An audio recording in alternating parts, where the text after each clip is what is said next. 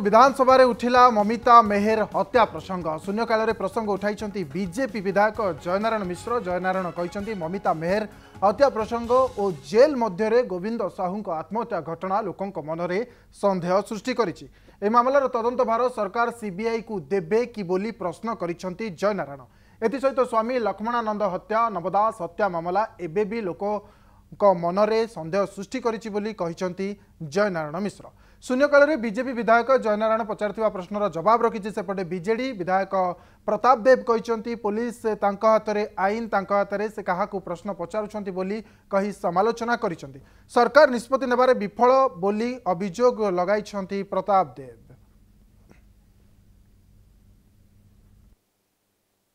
जोटा लोक मानकर कथा मो विधानसभा रे उठेबी आ लोक माने एई जो तीनिटा हत्याकांड आ गोटे रहस्यजनक मृत्यु या उपरे लोकंकर जो तदंतकारी संस्था थिला से समयर ता उपरे लोकंकर विश्वास नाही। जेते बेले गोटे दलीय आधार रे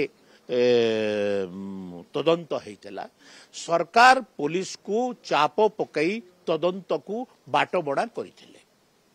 सेही पई कहूची जे यार तदंत सीबीआई कर सरकार रेसी अछंती कलम ताका हाथ रे अछि आईन ताका हाथ रे पुलिस आईन ताका हाथ रे अछि आईन विभाग ताका हाथ रे अछि तो किए काहा को प्रश्न पचार काहे पचार तेणु कर याद स्पष्ट जना पड़ुछि कि कोट ना कोठी निष्पत्ति नेबारे सरकार विफल होउछंती।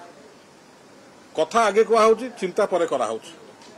बा हाथ कोन करछि डाहाण जानु नै डाहाण कोन करछि बा जानु नै दी हाथ कोन करछन्ती मुंडो जानु नै। निर्वाचन पूर्वरु बीजेपी दल लोकों को प्रतिश्रुति दौले भाषण माध्यम कहते एवं जिते बड़े घटना घटुला सेते सी दाबी करुले जहाँ सीबीआई की दायित्व दि जाऊ तदंत करने सीबीआई की जो दायित्व देवाई दाबी करुले आज निजे मोहन सरकार अच्छा दयाकोरी मोहन सरकार को अनुरोध करुचु दया एवं घर विभाग दायित्व मोहन बाबू अच्छा तुरंत आपको सीबीआई की दवाई तदंत करने अनुमति दिंतु केंद्र सरकार चिट्ठी लिखंतु।